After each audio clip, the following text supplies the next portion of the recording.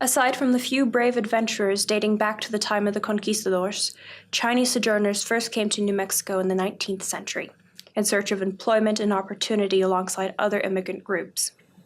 The first wave arrived with the railroad around 1880, building the Southern Pacific near the U.S.-Mexico border all the way to El Paso, helping to complete the country's second transcontinental rail line. But it was a second wave of Chinese pioneers, miners, laundrymen, merchants, farmers, and restaurateurs that saw them become part of the frontier fabric of New Mexico in its Wild West days. The arrival of these workers and entrepreneurs to the state coincided roughly with the passage of the Chinese Exclusion Act of 1882, which saw the anti-Chinese mood of the country become the law of the land. Frontier life was already rough and rowdy, and for Chinese pioneers trying to make their way, discrimination and often violence added extra layers of difficulty and danger to the mix.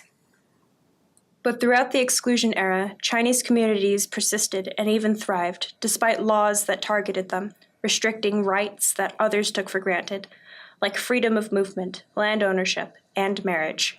Severe limits on immigration of Chinese women, a policy designed to discourage permanent immigration, fractured the possibility of sustainable Chinese-American families. The social climate, amplified by official sanctions, encouraged attacks on Chinese individuals and communities. Despite these obstacles, the second wave found every opportunity afforded them. Chinese merchants traded wholesale and retail, tradesmen opened laundries and restaurants. Farmers thrived by adapting traditional Chinese farming methods, and mines abandoned by big mining companies were reopened and made productive again. By the early 20th century, a permanent Chinese-American community took root in New Mexico.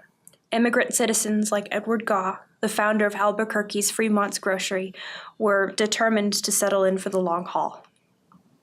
With the repeal of the Exclusion Act in 1943, New Mexico's Chinese citizens were at last free to fully participate in the civic life of the state. Fremont's Grocery brought goods from all over the world to New Mexico.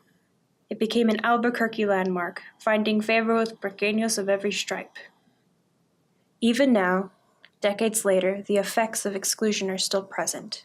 New Mexico's Chinese population remains relatively small, but with a shared ethic, based on the importance of education and hard work, their contributions are a significant part of New Mexico history.